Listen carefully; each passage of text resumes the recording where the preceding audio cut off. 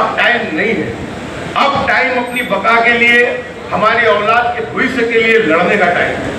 और उस लड़ाई लड़ने के लिए, क्योंकि हमने देखा कि जब वक्त बिल का मामला आया, इतना नंगा नाच मुस्लिम समाज के लोग कर रहे थे, जो भाजपा के दलाल है, भाजपा के भड़वे हैं। ऐसे भाजपा के भड़वों और दलालों का सामाजिक बॉयकॉट होना चाहिए। तुम्हारे भविष्य के साथ खिलवाड़ हो रहा है, तुम्हारी शरीयत को मिटाया जा रहा है, तुम्हारे कुरान को चैलेंज किया जा रहा है, तुम्हारे मोहम्मद सल्लल्लाहु अलैहि वसल्लम पैगंबर साहब की तौहीन की जा रही है, और फिर भी तुम उनको साथ दे रहे हो कि तुम तालियां बजा रहे हो। तो ऐसे तालियों बजाने वाले हिजड़ों को जो है वो सबक सिखाना चाहिए। तो जो कोई मुहिम बनती है, उस मुहिम में सबको साथ मिलकर के साथ देना चाहिए। जो कुछ भी आने वाले दिनों में भी मुस्लिम पर्सनल लॉ बोर्ड इसमें कार्यक्रम देने वाला है, दीगर तंजीमें कार्यक्रम देने वाली है, गुजरात मुस्लिम समिति कार्यक्रम देने वाली है, दूसरी संस्थाएं भी कार्यक्रम देने वाली है।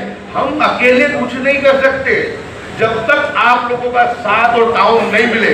एक वक्त था, छोटी सी घटना बनती थी, छोटी सी घटना तो पूरे 50-100 लोगों के एक जिले में से मेरी और इमरान भाई को दीगर नेताओं को फोन आते थे।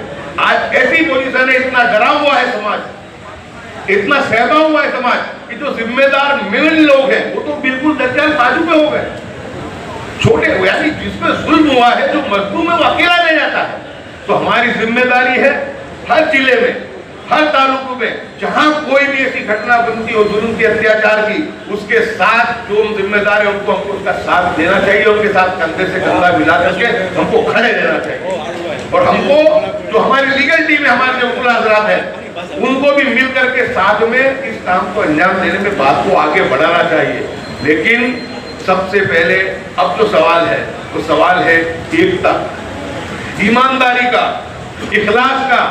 आज भी हम में से नफसा-नफसी नहीं जाती है, आज भी टाटिया खेच नहीं जाती है। इतना तो बुरा हाल हो गया। रविंद्र प्रसाद जो इनका मिनिस्टर है, उसने पार्लियामेंट के अंदर यूं कहा कि अब वो मुस्लिम पर्सनल लॉ बोर्ड ने इतनी जो दहाड़ मारी थी, तुम्हारे दिन गए, अब हम जो बोलेंगे वो होगा। यानी तुम्हारी बका को चैलेंज किया जा रहा है। तो ऐसे वक्त में भी अगर हम एक नहीं हुए और आज भी हम भारतीय जनता पार्टी की भरवाई या गुलामी करेंगे या उसको पीछे से या आगे से साथ देने की कोशिश करेंगे, समझ लो दुनिया तो चली जाएगी, लेकिन कब्र में जब मर के जाओगे उस वक्त में अल्लाह को जवाब देना भी तुम्हारे लिए।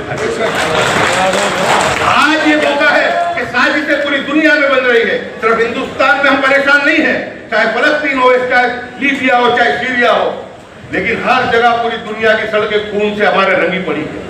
हर जगह जुल्म है, हर जगह कहर है। और ऐसे वक्त में ये मुनाफिकत कि हमारे साथ रह के हमारी बात और पीछे हटने के बाद हमारे दुश्मनों के साथ, ये अल्लाह कभी माफ नहीं करेगा। आज हम हमारे किए की सजा पा रहे हैं, आज हम हमारे किए की सजा पा रहे हैं। तो दोस्तों, बहुत वक्त ले लिया, इतनी गुजारिश है कि 14 तारीख में अभी भी वक्त बाकी है, ज्यादा से ज्यादा अपने जिले में जाकर के, अपने तालुक में जाकर के ईमेल करवाओ, ईमेल करवाकर जो भी अपने पॉइंट्स हैं उन पॉइंट्स को पहुंचाने की कोशिश करो। मुहिम हमेशा फायदा देती ही देती है। 40 अमेंडमेंट के वक्त के अंदर उसमें से 26 इन्होंने बाजू में कर दिए। क्यों कर दिए? 3 से 4 करोड़ लोगों ने इसके खिलाफ मुखालिफत की थी। अगर ये 3-4 लोगों ने ये हमारे से गद्दारी नहीं की होती तो ये कानून पास नहीं होता। लेकिन उनकी भी बारी आएगी। आज ही मैंने और इमरान खेड़ावाला ने मुस्लिम पर्सनल लॉ बोर्ड को ट्वीट भी किया दोपहर में कि पटना में, आंध्र प्रदेश में अजीत पवार के खिलाफ, बॉम्बे में, देवगौड़ा के खिलाफ, कर्नाटक में मुस्लिम पर्सनल लॉ बोर्ड को धरना देना चाहिए, सम्मेलन करना चाहिए। क्योंकि ये मुस्लिम पर्सनल लॉ बोर्ड की ही मेहनत थी कि इतने कार्यक्रम हुए। वो कार्यक्रम का नतीजा कम से कम इतना तो आया कि 232 जो सेक्युलर जमातों के सांसद थे एकजुट होकर के बोले तो सही। अरे मुस्लिम तो बोले, उनको तो बोलना था, लेकिन हमारे हिंदू समाज के लोगों ने भी बोला। और 232 में 10, 15, 20 मुस्लिम होंगे, बाकी सब हमारे हिंदू भाई थे। हमेशा हमारी सेक्युलरिज्म की जो लड़ाई है वो हमारे हिंदू समाज के लोगों ने लड़ी है। आज यीशु जी के मुद्दे पे कोई भी अपना पल्ला छुड़ा के भागे, लेकिन मर्दानगी के साथ भरत सोलंकी हमारे साथ। दोस्तों, सेक्युलर लोगों ने भी इसका विरोध किया ही है। इन्होंने इतनी सब बात की, इतना इन्होंने हल्ला गुल्ला मचाई ईद के वक्त में, लेकिन अब उन्होंने जयपुर में भी देखा और मेरठ में भी देखा कि हिंदू भाइयों ने मुस्लिम जब नमाज पढ़ने जा रहे थे तो उन पर फूल बरसाए। यही गुजरात में नितिन पटेल ने जब बकवास की 4 दिन पहले, चलो मैं और इमरान खेड़ा वाला तो उसकी मुखालिफत करें, लेकिन सनातन संत समिति के अध्यक्ष ज्योतिनाथ महाराज ने भी खुला उसका अपोज किया और उनको अंग्रेजों के साथ धरकाया। दोस्तों ये भारत की संस्कृति है। सलाम है ऐसे सच्चे संत को, सलाम है ऐसे जिसको कहते हैं कि जो धर्म की बात को लेकर, धर्म की बात को लेकर के निकले हैं। तो आज की सेक्युलर हिंदू की कमी नहीं है। सवाल ये है कि सबके साथ जुड़ना है, मिलना है। बस आखिर में इतना ही कहता हूं मैं कि जो कोई भी मुहिम आए, ये गुजराती क्लब समिति हो, चाहे मुजाहिद नफीस हो, चाहे मैं इमरान भाई, जावेद भाई हो, ये हम काम नहीं कर सकते जब तक कि समाज के लोग खुद उसमें जुड़ते नहीं है। तो आप सभी लोगों को साथ में जुड़ना है। साथ में लास्ट बात करके अपनी बात को पूरी करता हूँ कि हमारे पास ना बहुत बड़ा कोई मीडिया हाउस है, सिर्फ गुजरात टुडे के अलावा हमारे पास कुछ है नहीं। दूसरे जो हमारे बेचारे यूट्यूबर्स है, सालू कुरैशी जैसे, या दूसरे जो हमारे आपका तकबीर है, रईस है, दूसरे भी नाम माफ करना, मैं नाम नहीं ले पाऊंगा। इसके सिवा हमारे पास बात को पहुंचाने के लिए कोई जगह नहीं है। लेकिन अच्छी बात यह है कि आज सोशल मीडिया का युग है, सोशल मीडिया का दौर है। ये व्हाट्सएप है कि व्हाट्सएप ऐसी चीज है कि हम गांव देहात हमारी बात को पहुंचा सकते हैं, हमारे मैसेज को पहुंचा सकते हैं। मैं 5 मिनट में मेरे ब्रॉडकास्ट ग्रुप में 8,500 लोग हैं, 8,500 लोग, कच्छ से लेकर के अमीरगढ़ तक और अमीरगढ़ से लेकर के वापी तक 5 मिनट में सबको मैसेज पहुंच जाता है। आपकी जिम्मेदारी ये है कि समाज की हित की बात आए, गुजरात टुडे कुछ लिखे, हमारे यूट्यूबर आपको कुछ बताएं, उस वक्त के अंदर हमारी कम्युनिटी को ऐलान करें, जो समाज के हित की बात करें, उस बात को व्हाट्सएप के माध्यम से हमको पहुंचाने की हमको कोशिश करनी चाहिए। हमारे व्हाट्सएप का इस्तेमाल जो हम ये करें समाज की जनजागृति के लिए करें। इतनी बात करके मैं अपनी बात को पूरी करता हूँ। थोड़ा ज्यादा वक्त ले लिया। वही लोग सियासत के मामले में ऐसे लोगों के साथ बैठ गए जो आज देश को तहस नहस करने में पड़े। हम लोग एक एक मसला लेके चलते हैं, चाहे वो तलाक की बात हो, चाहे मुस्लिम पर्सनल लॉ की बात हो, चाहे वक़्फ़ की बात हो, एनसीआर की बात हो, और आज ये सिविल कोड की बात कर रहे हैं। ये बहुत बड़ी लड़ाई का एक छोटा हिस्सा है। हम तो यहाँ जो बैठे हुए सभी लोग खाते पीते घर के हैं, अच्छे खासे घर के, और ये देश किन लोगों का बना हुआ जिसकी जरूरतें बहुत है। और आजादी की लड़ाई इसलिए लड़ी गई, पहले भी बहुत लोगों ने रूल किया इस देश को, और उसको बदलने के लिए जो लड़ाई लड़ी गई, जिसमें हिंदू, मुसलमान, सिख, ईसाई, पूरब, पश्चिम, उत्तर, दक्षिण, गुजराती, मराठी, बंगाली, कश्मीरी और तमिल सभी लोगों ने हिस्सा लिया। मकसद क्या?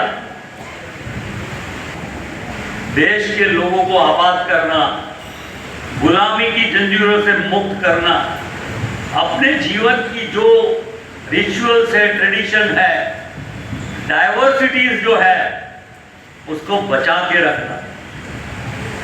बाग में हर तरह के फूल होते हैं, तब बाग बहुत अच्छा लगता है। एक ही तरह के फूल लगाने से कोई बाग कभी दुनिया में कभी अच्छा नहीं बना। पर ये करने की कौन ख्वाहिश रखता है? हिटलर, मुसोलिनी, कैसर विल्हेम, जो एक ही रंग में पूरे देश को दबा के करना चाहता है, क्योंकि आफ्टर ऑल उसके बाद पूरे देश को एक्सप्लॉइट किया जाए। ये यूसीसी की बात हम समझते हैं कि भी हमारे खिलाफ है, सही बात है, पर उसका पर्पस हिंदुओं को भड़काना है। आज उनके पास जो डेमोक्रेटिक ताकत है, सियासी ताकत है, चाहे पार्लियामेंट में हो चाहे असेंबली में हो, वो तो कर लेंगे, कानून तो पास कर ही लेंगे। हम लोग रोक नहीं पाएंगे कोई इतनी बड़ी क्रांति, इतना बड़ा आंदोलन हो जाए। वो तो दिख नहीं रहा है मुझे या आपको। चर्चा होगा, बात होगा, सुनेंगे, पर सुनने के बाद तय तो कौन करेगा? वही लोग तय करेंगे। तब सवाल ये है कि ये गुमराह करने के लिए ऐसे ऐसे प्रोग्राम, ऐसे ऐसे कानून लाना चाहते हैं। उनको अपने आप पर भी भरोसा नहीं है कि वो अपने आप को राम मंदिर बना के, हिंदू राष्ट्र की बात करके या किसी भी और सारी चीजें करके जानते हैं, क्योंकि आखिर में कोमा में मरता है तो मुसलमान, हिंदू, सिख, ईसाई सभी लोग मरते हैं। वो धर्म जाति से कोई मरता नहीं है, और मरने वाले को, उसके परिवार को पता चलता है कि मेरे परिवार का कोई चला गया।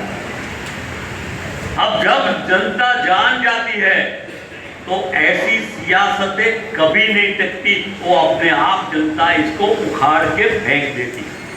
आज हम जो मकसद से यहाँ जमा हुए हैं, मकसद यही था कि यहाँ जो स्टेज के ऊपर बैठे हैं, जो एडवोकेट की जो पैनल है, ताहिर हकीम साहब है, शोएब सिद्दीकी साहब है, इकबाल भैया साहब है, गुलाम खान भाई है, इकबाल मिर्जा साहब है, और जो ताल्लुकात रखने वाले और हमेशा लड़ने वाले ऐसे कई एनजीओ है, वो यूसीसी के आज ये आंदोलन के अंदर जुड़े हैं।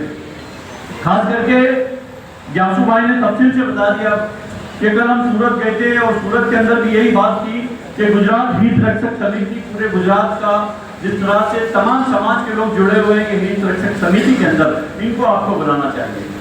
तो वहाँ के जो चेयरमैन थे रंजनाबेन देसाई, उनको हमने रिक्वेस्ट की, उन्होंने हमको किया कि हम आपको इस समिति को हम जल्दी से जल्द बुलाएंगे।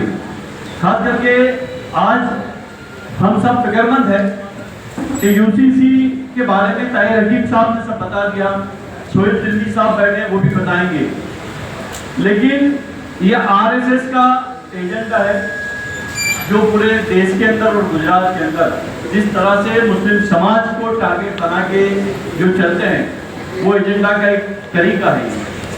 मैं विधानसभा की बात करूं कि अभी विधानसभा का सत्र भी खत्म हुआ, 3 दिन विधानसभा के अंदर मुझे बोलने का मौका मिला। जब जब मैं बोलने खड़ा होता था, मुझे मिलता था वक्त, उस वक्त जो लोग बीजेपी के जो बड़े नेता वो जैसे टारगेट बनाकर चलते थे। मुझे विधानसभा के अध्यक्ष को कहना पड़ा कि एक समाज को एक टारगेट बना रहे हैं, अध्यक्ष मुझे प्रोटेक्शन चाहिए। तो उन्होंने मुझे उस वक्त बोला कि इमरान भाई आप अपनी बात रख सकते हो, विधानसभा में आपको बोलने का अधिकार है, आपको बोलने का जो अधिकार दिया है लोगों ने दिया है। मैं आपको ये वादा करना चाहता हूँ कि अगर विधानसभा के अंदर ये बिल आता है तो गुजरात के अंदर 60 लाख मुसलमानों की आवाज बन के मैं ये आपका काम वहां करूंगा इंशाअल्लाह। कि आज जिस तरह से यासू भाई ने बताया और बहुत से नेताओं ने बताया कि कल लोकसभा के अंदर जिस तरह से वक़्फ़ का बिल मंजूर हो गया और 288 सांसद जो थे उन्होंने फेवर में वोट डाले और 232 जो लोग थे उन्होंने इसके खिलाफ वोट डाले। मैं ऐसे तमाम सांसदों का जो हिंदू, मुस्लिम, सिख, ईसाई है, जो देश की एकता के लिए जुड़े हैं, मैं तमाम लोगों का बहुत बहुत शुक्रगुजार करता हूँ। और आप सब, हम सब मिल के यही बात करते हैं कि ये देश गंगा तमनी तहजीब से चलता है। चाहे आज हिंदुस्तान के नेताओं ने, भारतीय जनता पार्टी के नेताओं से बात करता हूँ कि हिंदू मुसलमान की राजनीति करके जिस तरह से माहौल को खराब किया है, इनके लिए मैं एक शेर पढ़ के मेरी बात को मैं पूरी कर दूंगा कि नेताओं ने ये कैसा हिंदुस्तान कर दिया, नेताओं ने ये कैसा हिंदुस्तान कर दिया, बेजान इमारतों को भी हिंदू मुसलमान कर दिया। आज ये वक़्फ़ के बिल के अंदर जो जो लोग शामिल थे, जिन लोगों ने हमारी फेवर की, और जिस तरह से राहुल गांधी ने पहले ही बताया था कि ये देश अब आरएसएस की विचारधारा से चलता है, प्रियंका जी ने भी यही बोला कि देश आरएसएस की विचारधारा से चलता है। तो मैं आज कांग्रेस पार्टी के यहाँ लीडर जो आए थे, अमित चावड़ा साहब और भरत सिंह सोलंकी साहब, जो हमेशा एक मुसलमान की सेक्युलर बात के लिए हमेशा बोलते हैं, तो मैं इन तमाम लोगों का बहुत शुक्रगुजार करता हूँ। ज्यादा हम यहाँ बैठे हैं उन लोगों को सुनना है, क्योंकि पॉलिटिकली आदमी तो ज्यादा बातें करते हैं, तारीफ के फूल उड़ाते रहते हैं, लेकिन ये मकसद यूसीसी बिल किस मकसद के लिए सरकार लाती है, इससे फायदा क्या है और नुकसान क्या है, वो यहाँ बैठे हुए जो एडवोकेट है, जो हमारे उलमाए किराम हैं, क्यों वो सब बता सकते हैं। ये बिल लाने का मकसद ये है कि जो हमारे कुरान की बात है, हमारे शरीयत की बात है और मुस्लिम पर्सनल लॉ की बात है, इनको ये खारिज करना चाहते हैं। अल्हम्दुलिल्लाह यहाँ सब जवाबदार बैठे हैं। जब कभी गुजरात हित रक्षक समिति की तरफ से पूरे गुजरात के अंदर जो ऐलान होगा, तो मैं समझता हूँ तमाम इसके लिए जो प्रदर्शन करना होगा, विरोध करना होगा, यूसीसी के लिए हम सब मिलकर विरोध करेंगे। और खास करके आज नासिर खान पठान और वजीर खान भाई का मैं बहुत बहुत शुक्रगुजार करता हूँ कि तमाम लोगों को बुलाए और सबको अपनी बात करने का मौका दिया। जय हिंद, जय भारत, जय जय गरीब गुजरात। આર ગુજરાત ન્યૂઝમાં આપનું સ્વાગત છે। ગુજરાત કોંગ્રેસ સમિતિ માઇનોરિટી ડિપાર્ટમેન્ટની જુવાપુરા ગાંધીહોલ ખાતે એક ખાસ મિટિંગ આયોજન કરવામાં આવી હતી, જ્યાં વકફ બિલ અને યુસીસીનો વિરોધ કરવામાં આવ્યો હતો। વિરોધ પક્ષના નેતા અમિત ચાવડા, ભરતસિંહ સોલંકી, પૂર્વ ધારાસભ્ય ગિયાસુદ્દીન શેખ અને ધારાસભ્ય ઇમરાન ખેડાવાલા અને મુસ્લિમ આગેવાનોના નેતાઓ હાજર રહ્યા હતા। અને આ વિરોધ પ્રદર્શન સાથે એ લોકોએ કીધું છે કે અમે સુપ્રીમ કોર્ટના હાઈકોર્ટ સુધી પણ જઈશું। રઈસ સૈયદ, અમદાવાદ।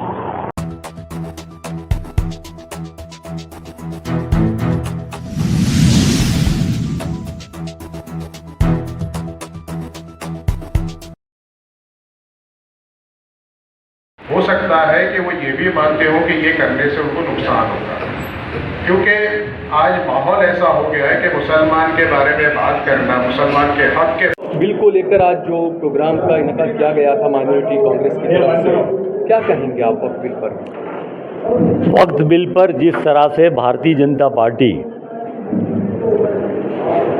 देश को गुमराह करके देश की जनता के मुख्य मुद्दों से भड़काना चाहती है, पार्लियामेंट का उपयोग ये देश की डाइवर्सिटी जो यूनिटी है जिससे देश बंधा हुआ है, आज़ादी की लड़ाई से अंग्रेज़ों के सामने लड़ने के साथ जो आबादी हुई है, डेवलपमेंट हुआ है, फिर वो साइकिल को नेगेटिव करने के लिए कोशिश कर रही है। आज जो यूसीसी के बारे में भी चर्चा यहाँ हुई, वो इसलिए कि भारतीय जनता पार्टी, उनकी सरकारें, उनकी आइडियोलॉजी, उनकी फिलॉसफी, आपने अंग्रेज़ रूल को देखा, उसके पहले के रूल को देखा, और आज अपनी सत्ता को बचा के एक्सप्लॉइट करके ये देश की संपत्ति को जिस तरह से लूटना चाहते हैं, एक्सप्लॉइट करना चाहते हैं, मोनोपोलाइज करना चाहते हैं, कुछ ही चंद लोगों के हाथ में ये सत्ता से पूरी संपत्ति को लूटना चाहते हैं। इसलिए अलग अलग कानून व्यवस्था बना के लोगों में डिवीज़न कराना चाहते हैं। मतलब ये जो पोलराइजेशन की बात है, कहने का ये मतलब नहीं है, पर दूसरे समाज को ये फील हो, अदर फील हो, तो उसकी जो मेजॉरिटी कम्युनिटी है उसके जो मुद्दे हैं, गरीबी, बेकारी, महंगाई, भ्रष्टाचार, सम्मान नहीं मिलना, शोषण होना, उन सब से उसको गुमराह करके, जैसा कहा जाता है कि चमत्कार की बातें, गणपति को दूध पिला दिया करके, तो किसने पिलाया? तो यही लोगों ने। कहने का मतलब अंधश्रद्धा को बढ़ावा दे के मुख्य मुद्दों से, और दूसरे लोगों को ये आपके लिए डेंजरस है ऐसी बातें करा के, तो इसके बारे में पूरी सोच और समझ सभी समाज के लोगों के बीच जानी चाहिए। तो 11 साल की नाकामियों पर पर्दा डालने के लिए मुसलमानों का वक्फ बिल का इस्तेमाल किया गया सीधे तौर पर। आपकी सही बात है। आज शुरुआत करेंगे तो माइनॉरिटी के साथ, कल दलितों के साथ, फिर आदिवासियों के साथ, फिर ओबीसी के साथ, ये किसी को नहीं बख्शेंगे।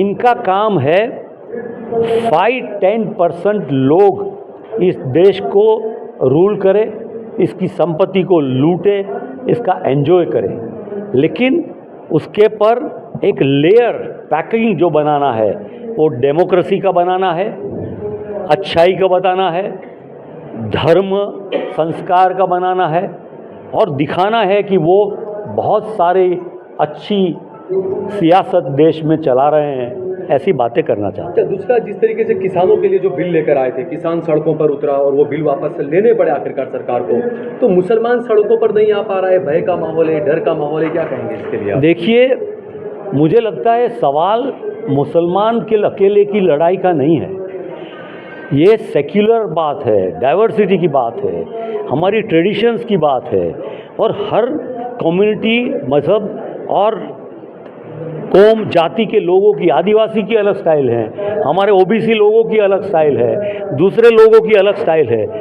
उसको बचा के रखना, वो ट्रेडिशनों को, वही तो हमारा कल्चर है।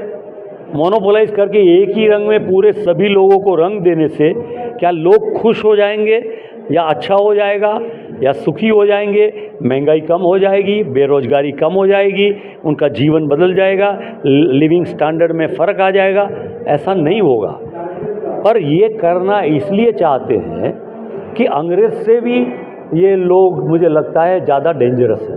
अच्छा, एक आखिरी सवाल ये कि संसद के अंदर जिस तरीके से, भले ही कांग्रेस पार्टी की, राहुल गांधी की, प्रियंका गांधी की एक अलग रणनीति होगी कुछ, शायद इसी वजह से वक्फ बिल पर नहीं बोले वो, लेकिन मुसलमान इस चीज़ को लेकर सवाल उठा रहे हैं अब कि राहुल गांधी और प्रियंका गांधी वक्फ बिल पर आखिरकार क्यों नहीं बोले संसद में? देखिए, वो बोले नहीं बोले, वो तो हमारे लीडर हैं, उनके on behalf of them I can not say anything, क्योंकि हमारी पार्टी को डायरेक्शन तो उन्हीं का है, तभी तो कांग्रेस के लीडर बोले और खुल के बोले, जम के बोले। और मैं भी कौन हूँ? कांग्रेस हूँ, इसलिए तो यहाँ बोल रहा हूँ, आपके सामने बोल रहा हूँ खुल के। और क्या कहा, और शायद वक्त बिल से ज़्यादा भी यूसीसी में मैं जो बोला, इतना खुल के, आपको लगता है कोई ज़्यादा कोई बोलेगा क्या? हाँ। बहुत बहुत शुक्रिया हमसे बातचीत करने के लिए। यासुद्दीन भाई, कांग्रेस माइनॉरिटी डिपार्टमेंट की तरफ से जिस प्रोग्राम का आयोजन किया गया वक्फ बिल के खिलाफ और यूसीसी के खिलाफ, इसमें अमित चावड़ा भी आए कांग्रेस के, भरत सिंह भी आए, तो इस तरह के प्रोग्राम किए जाते हैं, लेकिन आगे की रणनीति क्या होगी अब? आगे की रणनीति में आपने देखा कि अमित चावड़ा जी ने खुल करके कहा कि अगर यूसीसी का बिल विधानसभा में जब आएगा, उस वक्त में खुल करके इसके बारे में लड़ाई विधानसभा में भी लड़ी जाएगी। और यहाँ तक भी कांग्रेस पार्टी ने आज ऐलान कर दिया, जयराम रमेश साहब ने प्रेस कॉन्फ्रेंस करके कहा है कि वक्फ के खिलाफ और जो भी ऐसे बिल आते हैं उसके लिए कांग्रेस पार्टी सुप्रीम कोर्ट में भी अब खुद लड़ाई लड़ेगी। इसके सांसद की तरफ से सुप्रीम कोर्ट में अर्जी दाखिल कर दी गई आज। हाँ, क्योंकि इसके लिए आप सहल भाई आप जानते हैं, आपने भी मुहिम चलाई थी और हमने भी इस बात को उठाया था कि सिर्फ मुस्लिम समाज की बात को मुस्लिम ही क्यों उठाएं। और जो एडवोकेट्स हैं कांग्रेस के, अभिषेक मनु सिंघवी हो या कपिल सिब्बल जी हो, इनको सबको भी शामिल उसमें होना चाहिए। और देखो कि कल की जो स्पीच रही, कपिल सिब्बल कितना प्यारा बोले, अभिषेक मनु सिंघवी कितनी मजबूताई से बात की, और आज हर पार्टी कह रही है कि हम खड़े रहेंगे। नहीं तो पहले ये था कि जब बुलडोजर वाला मामला आया था उस वक्त में हमको रिक्वेस्ट करनी पड़ती थी कि ये बिलों के दरमियान क्यों अकेली जमीयत उलमा हिंद लड़े, सबको जाना चाहिए और सबको खड़े रहना चाहिए और कांग्रेस को भी अपना वकील रखना चाहिए। तो अल्हम्दुलिल्लाह, यानी शुरुआत अच्छी हो गई है। आपने भी जो भरत सिंह भाई से जो सवाल किया कि कांग्रेस के राहुल गांधी और प्रियंका गांधी इसके लिए क्यों नहीं बोले, मुझे जो पता है उस वक्त में स्ट्रेटेजी ये बनी थी कि जो लोग जेपीसी में थे, जो पूरा इस मामले की बारीकाई को जानते हैं, उनको ही ज़्यादा इसके ऊपर बोलने का मौका दिया जाए। इसके लिए उन्होंने इसके लिए अभिषेक मनु सिंघवी को, जो जाने माने एडवोकेट हैं, उनको इसमें रखा, गोगाई को इसके अंदर से रखा, वो जेपीसी में थे। और जितने भी लोग अच्छा बेहतरीन जो बोल पाए हैं वो लगभग तमाम ज़्यादातर लोग जेपीसी में थे। तो इस वजह से स्ट्रेटेजी बनी थी कि जो लोगों ने इसको बारीकाई से समझा है उनसे बुलवाया जाए। अच्छा, दूसरा यूसीसी का भी एक मुद्दा, वक्फ का तो चाबुक चला दिया गया, अब गुजरात में यूसीसी, क्योंकि गुजरात तो एक प्रयोगशाला बीजेपी और आरएसएस के लिए मानी जाती है, तो अब यूसीसी का चाबुक चलाने की बात चल रही है गुजरात में। बिल्कुल मुलाकात की थी जो जिसको कमेटी का अध्यक्ष जिससे बनाया गया था जस्टिस, उनसे आपने मुलाकात की रंजना जी से, क्या कुछ रहा उस मुलाकात में और क्या होगा? कल रूबरू जब हमारी मुलाकात हुई, हमने उनके मुंह पर ही ये कहा कि पहले तो हमको तुम्हारे सामने ही आशंका है, क्योंकि जिस तरीके से उत्तराखंड में यूसीसी लागू आपकी कमेटी ने करवाया, तो वही मामला यहाँ पर भी होने जा रहा है, ये हमको लग रहा है। उन्होंने कहा नहीं, ऐसा नहीं है, वहाँ की जो स्थिति उसके मुताबिक हमने निर्णय लिया, यहाँ की स्थिति अलग रहेगी, कमेटी के मेंबर्स भी हमारे कुछ अलग हैं, इसलिए हम नए तरीके से सोच कर। लेकिन जिस तरीके से 6 मेंबर्स में एक भी मुस्लिम मेंबर को नहीं लिया गया, जिस तरीके से इन्होंने जिस कमेटी को पूरा सुनने जाना चाहिए, कमेटी हर जगह नहीं गई, उन्होंने सिर्फ एक मेंबर को कोई कितनी जगह पर यानी इन्होंने जो भेजा, यानी इनकी मंशा बिल्कुल खुली है। उस वक्त में हमने उनसे कहा कि जब तुम हमसे सारी बातें सुनना चाहते हो, समझना चाहते हो, तो फिर तुम जो हमारा इतना बड़ा संगठन गुजरात मुस्लिम हित रक्षक समिति, जिसके छत्र नीचे हर धर्म, मुस्लिम संप्रदाय के सभी लोग, उसमें सभी मसलक फिरका के लोग हैं, उनको भी आपको बुलाना चाहिए, उनसे बात करनी चाहिए। आप जो करने वाले हो वो तो तय रख रहा है। तो उस वक्त में भी उनको थोड़ा सा वो बुरा लगा, बोले नहीं ऐसा हमको पहले भी कहा, आपको ऐसा नहीं है। मेरा कम से कम प्रोसीजर तो ऐसी करो, कम से कम ऐसी पारदर्शिता लगे कि लोगों को पता चले कि तुमने सबको बुलाया और सबको सुना। तो उन्होंने उस वक्त में हमको प्रॉमिस भी किया कि हम मुस्लिम हित रक्षक समिति को वापस से भी बुलाएंगे, और फिर शाम को जब उनके सेक्रेटरी मिले, जब उन्होंने भी कहा, तो ये प्रोसीजर तो होगी। लेकिन मुझे ये पूरा इनकी मंशा के ऊपर ये पूरा संदेह और पक्का संदेह कि बिल को पास करेंगे बहुमति के जोर पे। हमको आगे जो आंदोलन भी करना पड़ेगा और आगे हाईकोर्ट और सुप्रीम कोर्ट की लड़ाई भी लड़नी पड़ेगी। आखिरी सवाल मेरा इसमें, जिस तरीके से वक्त बिल जो आया सुप्रीम कोर्ट में, कांग्रेस भी गई, AIMIM भी गई, लेकिन अचानक जैसे कल बिल आया, अभी तो राष्ट्रपति बन जाए, दस्तखत हो, तमाम चीज़ें, लेकिन अहमदाबाद में कई वक्त के जो ट्रस्टीज़ हैं या केयरटेकर जो हैं, उन्हें जो है वो नोटिस जारी कर दिए गए हैं। उत्तर प्रदेश में भी नोटिस जारी कर दिए गए हैं कि आपका सारा ब्यौरा तैयार है कि हम जांच के लिए आने वाली है हमारी टीम है। बिल्कुल, इनकी जो बददानत है वो उससे साबित करती है कि ये बिल को क्यों लाए। जब बात वो कर रहे हैं कि मुस्लिम समाज के विकास के लिए हम लोग ला रहे हैं, वक्फ की प्रॉपर्टीज़ का सही इस्तेमाल उसके ला रहे हैं, लेकिन ये कोई काम इन्होंने हमारे समाज के हित के लिए किया नहीं है, न करने वाले हैं। इनकी मंशा बिल्कुल ये है कि जो हमारे बड़ों ने, जो हमारे औलिया अल्लाहों ने, या जो हमारे पहले जो राजा महाराज और जो बादशाह थे, उन जो जगहें जो दी थी, जो कब्रस्तानों के लिए जो दी थी, जो हमारे मदरसों के लिए जगह दी थी, मस्जिदों के लिए दी थी, उन सबको इनको हथियाना है। इनकी जो निगाह है वो हमारी जो कीमती जो ज़मीन है उस पर, और वो ज़मीन हमसे छीन करके इनके जो उद्योगपति जो दोस्त हैं उनको देनी है। ठीक है, बहुत बहुत शुक्रिया हमसे बातचीत करने के लिए। मैं क्या कहोगे आज जो माइनॉरिटी की जो मीटिंग है, आज गुजरात प्रदेश माइनॉरिटी की डिपार्टमेंट की जानिब से वजीर खान पठान साहब ने मीटिंग रखी थी यूसीसी के लिए। यूसीसी की मीटिंग का मकसद यही था कि गुजरात के अंदर जिस तरह से ये कानून लाने जाने वाले हैं, उसके लिए लोगों की जागरूकता, किस तरह से इसके कानून के ख़िलाफ़ हम किस तरह से लड़ सकते हैं, उसके लिए हमारी जो एडवोकेट की टीम थी, उलमाए किराम थे, अच्छे स्कॉलर थे, वो लोगों को बताएं कि ये कानून आने से मुस्लिम समाज को क्या नुकसान होने वाला है। ख़ास करके ये सरकार जब भी कुछ कानून लाई है, तो मैं समझता हूँ कि मुस्लिमों को टारगेट बना के लाई है। चाहे 370 हो, मॉब लिंचिंग की घटनाएं बनती हो, या और भी कुछ भी हो, आसान धारा हो, वो सिर्फ देखते हैं तो एक ही समाज की तरफ देखते हैं, और मुस्लिम समाज किस तरह से परेशान हो, इस तरह के कानून बनते हैं। वक़्फ़ का बिल कल लोकसभा के अंदर मंजूर हो गया। जिस तरह से वक़्फ़ के बिल के अंदर 288 लोगों ने फेवर की और 232 लोगों ने विरोध किया। जो 232 लोग जिस तरह से विरोध कर रहे थे, वो अलग अलग समाज के हिंदू, मुस्लिम, सिख, ईसाई तमाम लोग थे। वो आज मुसलमानों की समाज के साथ है। उन्होंने एक मैसेज दिया देश के अंदर कि जिस तरह से भारतीय जनता पार्टी की सरकार जो विचारधारा से चल रही है, वो आरएसएस की विचारधारा पूरे देश के अंदर लागू करना चाहती है, वो नहीं चलेगी। उसके खिलाफ जिस तरह से 232 लोगों ने लोकसभा के अंदर विरोध में मतदान किया, वो ही बताता है कि देश की एकता, अखंडितता के लिए, देश को मजबूत करने के लिए तमाम समाज, हिंदू, मुस्लिम, जहाँ तक तमाम लोग साथ में नहीं होंगे तो देश हमारा मजबूत नहीं होगा। ये मैसेज कल लोकसभा के अंदर दिया गया। चाहे लोकसभा के अंदर कांग्रेस पार्टी या इंडिया गठबंधन की बहुमति नहीं है, हमारे पास इतने वोट शेयर नहीं है, तो शायद वो बिल हम लोग जो जिस तरह से लाए उसमें हमारी हार हुई है। लेकिन जिस तरह से लोगों का जज्बा था, जो सांसद जो बोल रहे थे, जो देश के लिए बोल रहे थे, देश की एकता के लिए, संविधान के लिए बोल रहे थे, मुसलमानों के लिए बोल रहे थे, वक़्फ़ के लिए बोल रहे थे, वो तमाम इश्यू ऐसे थे कि वो इश्यू के ऊपर आज हिंदुस्तान को सोचना पड़ेगा। और आने वाले दिनों के अंदर जिस तरह से कायदे तो बनाती है सरकारें भी आती जाती रहती है, लेकिन मैं समझता हूँ कि देश की एकता जब बनती है, जब तमाम समाज को एक सरका इंसाफ मिले। आज यूसीसी का जो कानून बनाने जा रहे हैं, तो उसके अंदर मैं समझता हूँ कि इसके अंदर ये यूसीसी कानून बनाने से एक तो कुरान की बात आती है कि कुरान की बात आती है, दूसरी हमारी शरीयत की बात आती है, और दूसरी मुस्लिम पर्सनल लॉ की बात आती है।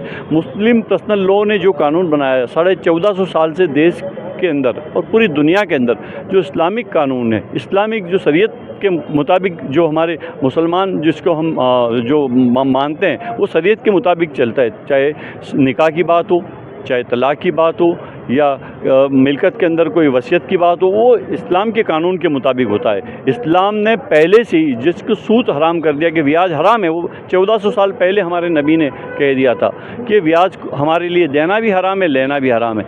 आज चाहे सरकार वो कायदा लाती है तो उसका हम स्वागत करते हैं, लेकिन जिस तरह से हमारे नबी ने उस वक्त किया कि जो चोरी करता है तो उसके आज यूएई सऊदी अरबिया के अंदर चले जाओ तो उसके चोरी करने वाले के हाथ काट देते हैं। ऐसे कड़क कायदे बनाते तो हम समझते हैं कि देश के अंदर वो बहुत ज़रूरी है कि लोगों का डर होना चाहिए कि सरकारें चलती है, लेकिन जिस तरह से आज कानून बनाए जाते हैं वो सिर्फ एक समाज को टारगेट बनाने के लिए कानून बनते हैं। मैं समझता हूं कि आने वाले दिनों के अंदर ये जब भी हमारी बात होगी तो जिस तरह लोकसभा के अंदर कल तय हुआ, हमारे सम्मानीय नेता राहुल जी ने बताया, खड़गे जी ने बताया और पूरे जो इंडिया गठबंधन के तमाम लोगों ने बताया कि हम इसके लिए सुप्रीम कोर्ट में जाने वाले हैं। सुप्रीम कोर्ट के अंदर हम हमारी बात रखेंगे कि ये कानून वक़्फ़ के अंदर जो लाए हैं इसका हम विरोध करते हैं। इसी तरह यूसीसी का भी जो कानून अगर इनके पास मेजॉरिटी है, बहुमति है तो मंजूर होता है, तो उसके लिए भी हमारे पास सुप्रीम कोर्ट के दरवाजे खुले हैं, उसके अंदर हम जाएंगे, हमारी बात रखेंगे।